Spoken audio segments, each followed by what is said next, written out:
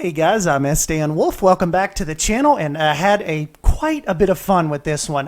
Didn't have to go through a bunch of iterations of it. It just this one really flowed. I was a little concerned at first, particularly with I had grander plans for the little house area you see right there off to the left. That just really didn't come to fruition. I'm not really your guy for interiors. I just had to end up scrapping that idea, and I ended up closing it off. I made it look cool in the end, and you probably saw it in the cinematics, but.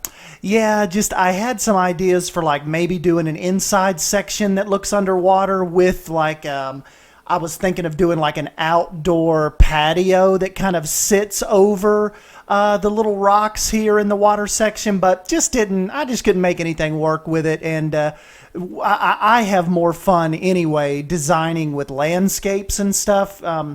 Particularly with the rock work and the foliage and just the water, and that is really what brings me the most, just gets the most ideas flowing for me. And so what I did here was kind of like on the little Hippo Pond here, the Hippo Lagoon, if you will, like our Crocodile Lagoon, with the underwater viewing area. I wanted to do something more than just what I typically have been trying to do since the beta, and that is put a normal roof over the inside, the underwater viewing areas. This time, I wanted to think of it as like a rock covered, almost like a grotto. That is the whole kind of feeling and purpose behind this, and to mix to get some of you realism guys here, I did mix in a concrete roof that is it's hidden by rock work, by the rock facade from the guest, but just from a little bit of a realism standpoint, I did put a real roof on top of this, and I think it just turned out killer with it just being right at the edge of the water line, and if it's kind of hidden back in there, it's almost like I said, it's like a little grotto, and that is what I've been wanting to try. I almost did it with the croc area over there, but I thought, you know what, let's save that. Plus it didn't look right over there. When I tried it off camera, but it just ended up fitting. I know it might look a little small, and even the hippos think it's small, but in this game, the hippos, they require an enormous amount of space, kind of a lot more, I think, than we're willing to do here, because I don't want just these regular these exhibits to just totally overshadow each other and give these massive, when we get to the elephants and stuff like that, I think that will, that'll have, understandably larger exhibits. But with this right here, I've just kind of stuck with the, give them a nice little space, give them deep water, all that stuff. But I kind of just did a little bit of a reality check here, and, a lot of the zoos and stuff that I've been to, even even Kilimanjaro safaris in Animal Kingdom, their hippos don't have this massive open plain type enclosure. They're pretty closed up as well. So that's kind of what I just ran with. I'm like, you know what, we will theme this really well. We will give them deep water. We'll give them a beach area, give them the shelter. We'll just have to kind of, like I said, forego the really enormous area that they kind of require. So yeah, just kind of nix that little part, and we'll just hopefully look over that, and hopefully they don't it doesn't start causing me problems in Sandbox. I know a lot of you guys were kind of talking about Sandbox in particular, about it's kind of weird that we still have all those restrictions. I mean, right now I've got animals don't die turned on, but you would think with the Sandbox mode we could still do things like turn off the power requirements, turn off water cleaning. You would think there would just be more openness, but there's still a lot of stuff managerial stuff you kind of have to keep up with that is a little annoying for a Sandbox player like me. I don't really, I'm sure that Frontier has a good technical answer for for why some of the stuff is still the way it is, but I would think that there would be like just a toggle on and off button, for a lot of these requirements. It's like if I wanted to play with those requirements, I would play franchise or the campaign or whatever the challenge mode. Like I would do that, but it's kind of like in sandbox mode, I still have to worry about that stuff. So really, the only thing that negates it is I can make it to where the animals don't die, so it doesn't really matter what the condition of their pen and stuff is as far as the water quality goes. But just like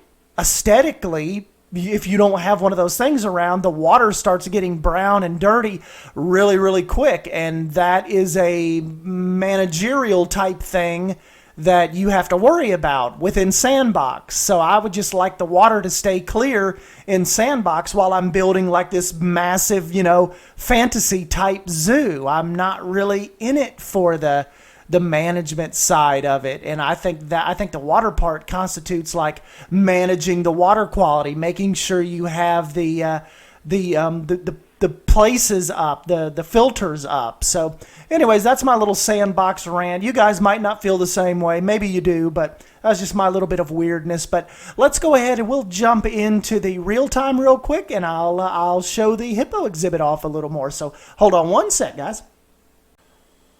All right, guys, so yes, this is the area. This is what leads you into that to the hippo enclosure. So any of you guys that didn't catch the last video, this is like our our really big events plaza out here, and it just so happens that the hippo enclosure sits to the back of that, kind of backdrops this. And I know we've kind of been going with a little more subtle as far as the enclosures go, like even right here, see our lowland gorillas, you've got the big statue right here, but that's about as grand as it's gotten. And some of the other animals, nothing is implied at all, like with the saltwater crocodiles here, until you kind of walk right up on them. But with this, like I said, with my path issues and wanting to get some of this covered, the hippos were just the lucky ones here. And like I said yesterday, this plaza, like right now, I have a little stage right here set up for, little shows and presentations and stuff, musical groups that come in. But this can actually be rented out. Whoops. This can be rented out for weddings and, like I said yesterday, corporate events, stuff like that. So that is why I wanted something to give a little more, a little more oomph to the background here, because you have to figure like I said, the stands or the stage would be setting up right here for media events and all that.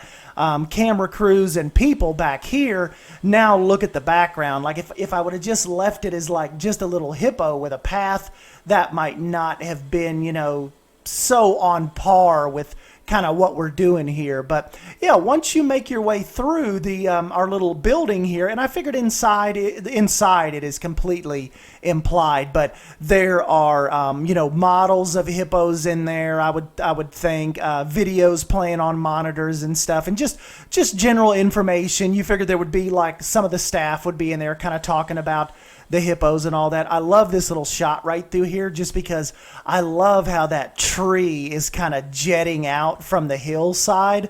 Like look at the branches kind of jetting out, like trying to fight for that sun. And just that whole little kind of creek area through here, almost like it's almost like a little creek feeds out into the larger pond. And then that kind of, that brings you to our hippo pond here. And what I was saying in the time lapse, this is like our little, this is our grotto here. So it's totally hidden and covered by reeds and the tree. The tree kind of covers everything, kind of presides over the whole area. And then I've got the little roof piece, and then the piece where the guests actually walk down in here. Let's see if we can. Oops, I kind of messed up that path a little bit. Let's see if they're going to come down in the water. But see, wouldn't this be an awesome view right here with that water, like essentially over your head? Let's see if she might. No, she's eating right now. I don't know if she'll come down in here. But yeah, this is, nothing too fancy down here because, for the most part, we're going to be looking at it from up here. But as for a guest standpoint, that's why I've kind of got this. I've got this larger separation right here as far as the natural barrier goes, because unless they're up on land like this, like underneath here is kind of where the bread and butter of this exhibit kind of, gains its presence and notoriety, because you're not really, I mean, you standing up here would be cool, but you're not really going to be standing way back here and trying to look. You're going to make your, okay, yeah, she just took a big poo right in front of us. Oh, what did you eat? But they, the whole point of this whole pond is to get down in the grotto and actually, observe them under the water. I think that's where it'd be the coolest. Got our little shade terrace there.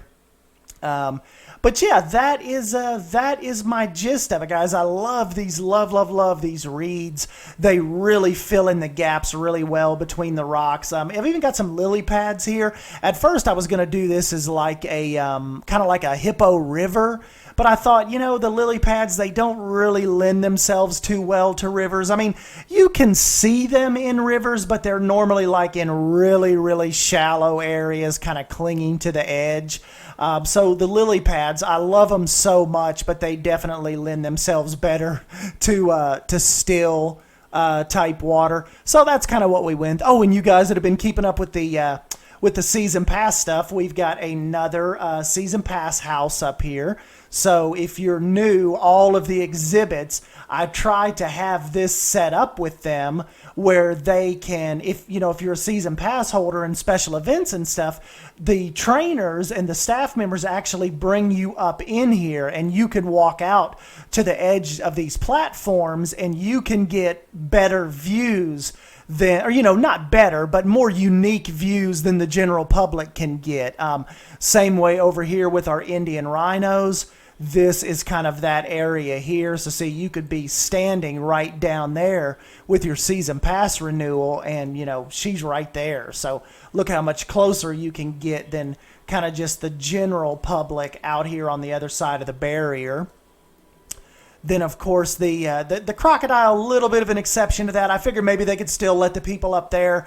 But this right here is more for, the zoologists and stuff and the keepers. Let's see, over here with the bonobos, you've got your extended walkway here that only you pass holders could get out here and see. So you've got a really elevated, pretty unique vantage point up here, and this is our little bonobo island here, or peninsula, excuse me. And it's really, really fun to watch these guys kind of climb up on this stuff. And yeah, this is just kind of like my little makeshift. A little makeshift tour here. So many new people are joining us every day. Like I've gained, like there was like from this morning when I got up to now, there's been like 70 or 80 new subscribers, new people coming in. So forgive me if I have to pause a little bit or make these a little longer, just to bring some newer people on that this may be their first or second video. Just bring them a little up to speed. So this right here is our first little plaza that we built, with the little nocturnal house here, and you can, they can go in there and hopefully one day see like raccoons and possums and stuff like that, like real nocturnal type animals. This is just a random little statue we put up there in front of Bonobo Island. This is one of the little Jeeps that you can walk up and take a picture in. And that is what we've got going on, guys. The last exhibit we haven't touched on in this is our lowland gorilla exhibit. So I kind of got to watch these guys because they've been having some, the girls have been having some males, and he has been fighting with them. So that has been that's been a little, actually, matter of fact, there's two of them in there right now. So I'll have to probably end up releasing one of them to the wild, just to kind of curb that fighting that's kind of been going on for the alpha male dominance, if you will. But yeah, this is the lowland gorilla little habitat here with their waterfall and their climbing structures. Went natural with it as well. And if you go over this berm right here, and I figured this is for some of you backstory nerds. I figured this would be cool, like when they remove the dirt to dig out the hippo enclosure in the pond. They piled it right here, and they kind of made it like a nice little separation berm here for the from the hippos to the lowland gorillas. So that's kind of like the little backstory on that hill, because we've been keeping everything relatively flat, actually, so far in the park. But yeah, guys, like I said, just I'll go ahead and jump on out of here. Let me know what you all think about let me know what you think about the hippo enclosure now that it's finally dead. I don't know what we'll move on to next. I saw Delaney Signer, and maybe it was Mike. One of them was messing around today with a little flamingo habitat. So I think I want to do that next. Maybe push out this way, get some more foliage up, and just maybe start a little flamingo pond or something, and try to get that going. So anyways, guys, yeah, I'm S.Dan Wolf. Thank you for stopping by and hanging out with me. Let me know what you think about the hippo enclosure. And yeah, I will catch you guys in the next one. Be on the lookout for some flamingos maybe tomorrow. We'll see you.